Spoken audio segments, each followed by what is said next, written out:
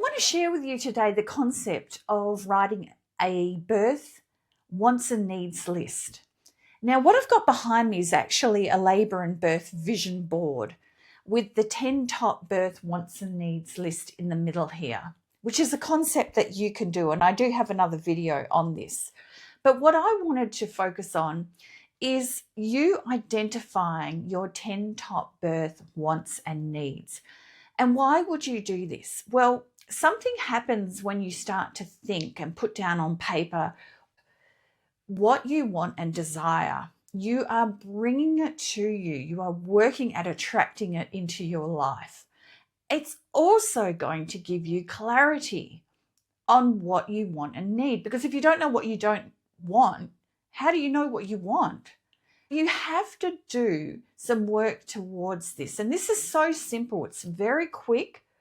And I usually get my clients to do this after they've done my childbirth education workshops. Then they've got more idea of what labour and birth looks like. Now, I have done a video on an overview of my childbirth education board, whiteboard, that I teach. And if you watch that video first and then think about what your wants and needs are, you'll probably find they will come very quickly for you. But here's some examples of what a lot of my clients will write, especially if they're wanting a natural, normal birth. Number one is setting up the environment. How do you want the house set up for you to do your warm-up labour in? How do you want your labour room in the hospital to be set up? That's lighting. So dim lighting. Do you want those fake candles that have the battery in them? And you just turn them on, because these days you can't have a live flame in a hospital.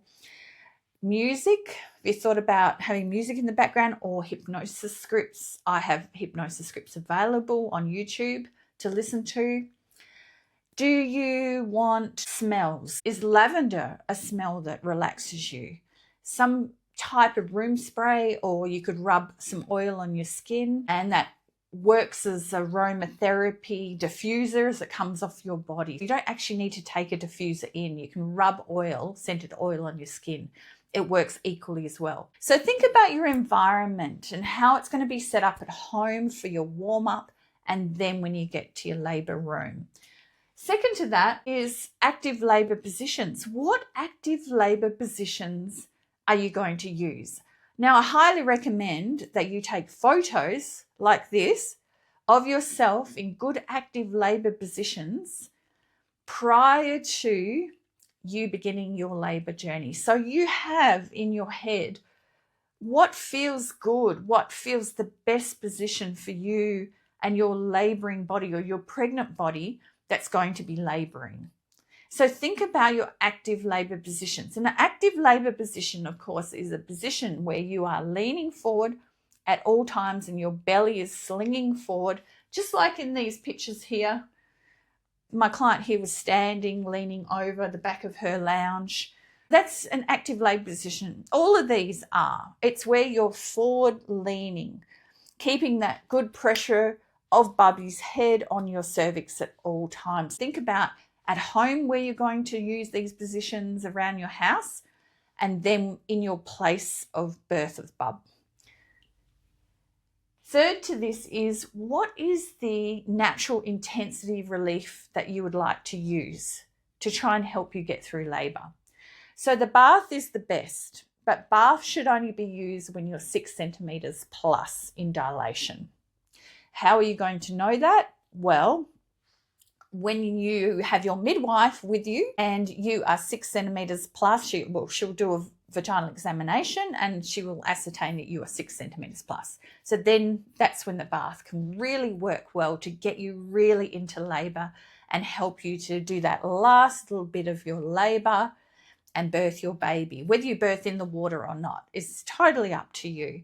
But labouring in the water is amazing, can really drop your perception by up to 30% of the intensity you're experiencing, because the water is so relaxing.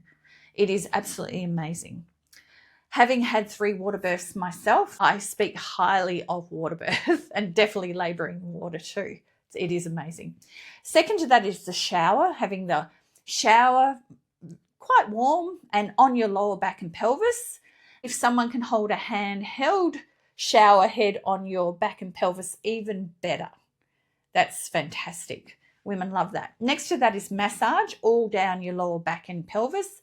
I'll be releasing a video on actually what that looks like as well. How your support people can be trained with this formula that I came up with that works so brilliantly to drop your intensity and make you feel so calm and relaxed. So stay tuned for that one. That's coming.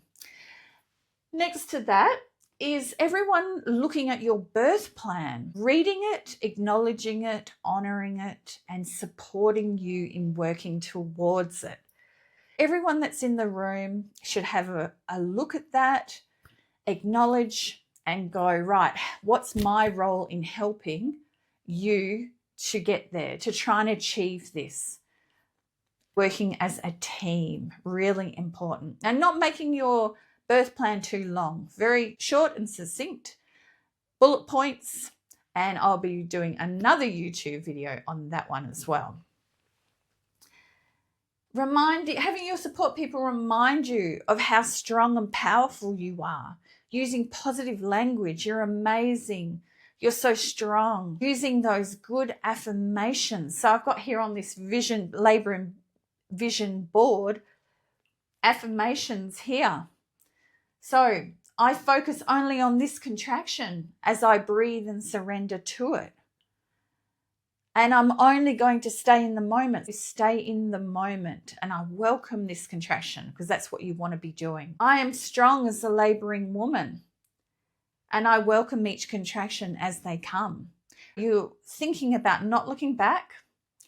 No looking back at how many contractions you've had, and no trying to gauge how many more are coming or how much longer labor is going to be, because you can go from 4 centimeters to 10 like that.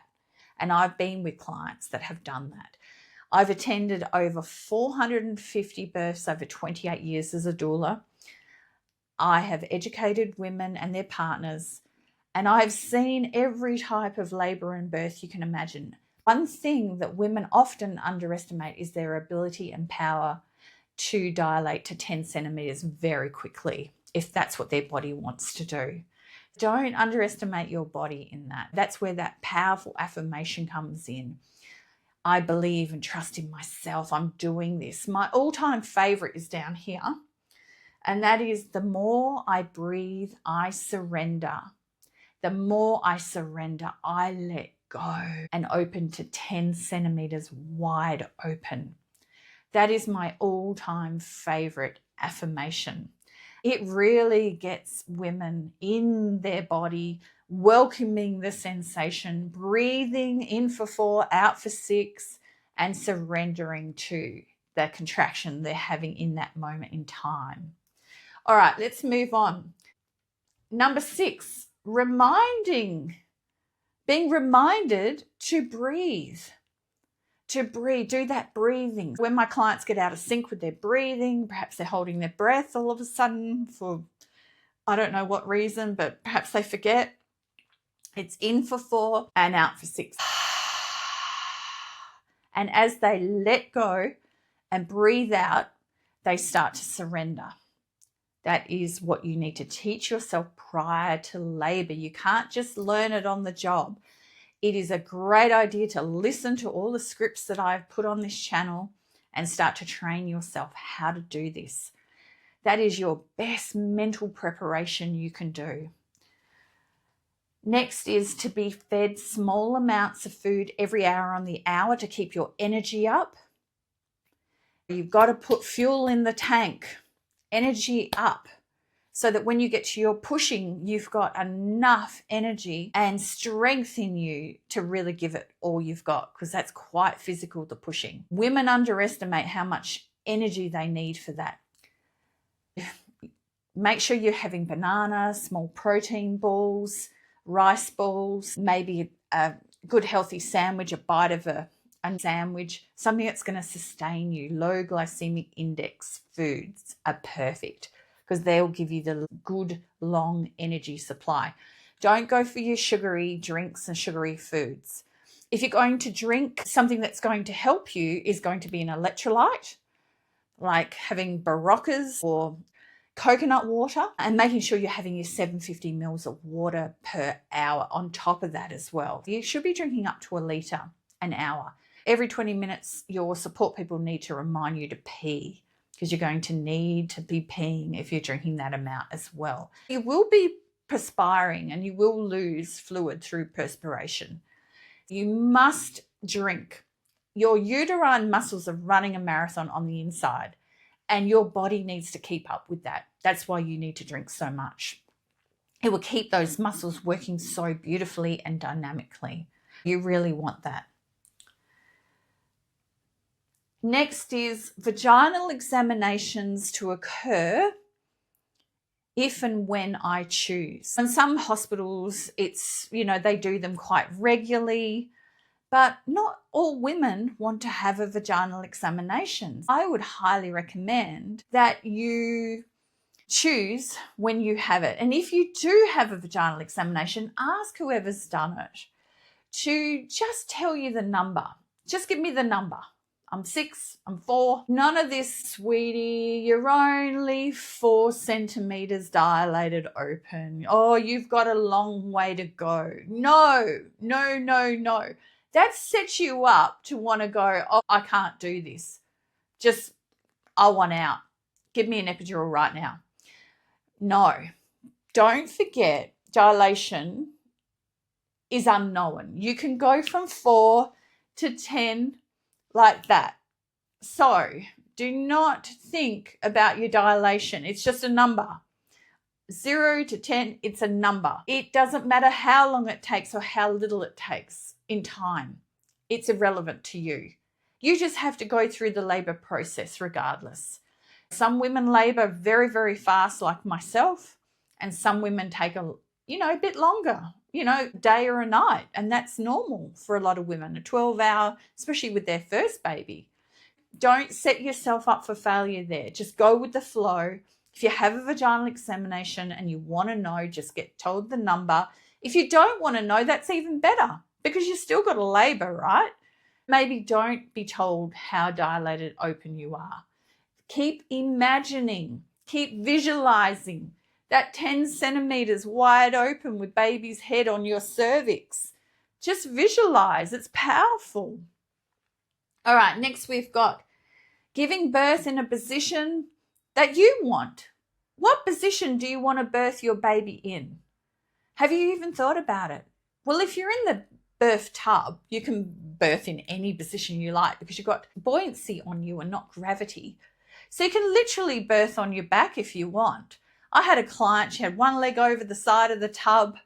She had one leg out here, and she birthed beautifully on her back, which I would not have been able to do myself. I always birth leaning forward on the side of the tub, and that suited me. But I did labour on my hands and knees, and I did move from side to side during the labour, because the buoyancy enabled me to float and move around freely. That's what the bath can offer you, that beautiful gravity-free environment, which is so healing and soothing and beautiful. It's like a cocoon. But not all women want to get into the bath. So think about in your room, in your labour room, where would you want to give birth? Is it up on the bed on your hands and knees? Is it down on the floor on a mattress leaning over a football or a beanbag? Is it squatting with your partner behind you and holding you under your arms? I've been at lots of births where the partners have been sitting in the beanbag themselves, holding on under the arms of the labouring woman, and she's birthing beautifully. And you can have a mirror then and have a look if you wish. There's lots of different active labour positions and birth positions that you can consider. And I guess it also depends on where you're birthing. And lastly, when the baby's born, I'm guessing you would want skin to skin. This 10 top birth wants and needs here finishes with, I want skin to skin, unlimited time, no time restraints at all. I just want baby with me at all times to cuddle and bond with until placenta comes out. lactation occurs, maybe or maybe not, but just, yeah, skin to skin. It's so important to bring the oxytocin back into your body and the endorphins so you fall in love. I can't stress that enough.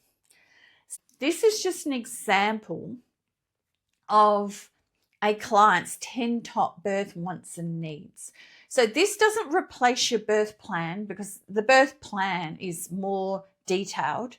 This is just an overview of what you would love to create. It's designed for all your support people to read and to understand. And then from there, you talk about what your support people need to be providing for you mentally and physically to help you to achieve this. That's an overview of the 10 top birth wants and needs list. Have fun doing it. You could write down all the different ones on slips of paper, so you could cut them up, and you could work with your partner and support people as to what you feel is your top wants and needs down to your not so important. Although I tend to have them not in a sequential order. These are the 10 top wants and needs, okay? So I don't really do a sequential order. It's everything that you want. Think clearly, gain clarity, and this is going to help you immensely to create the birth you want and desire. And it's all about education because knowledge is power. Have fun doing this because it is a fun activity. You can also take it the next level like I've done here and creating a labor and birth vision board where you've got everything that reminds you of what you're working towards. And the more you put into this education and thinking about all of this and being knowledgeable about what your choices are, the better your labor journey will go, come day or night.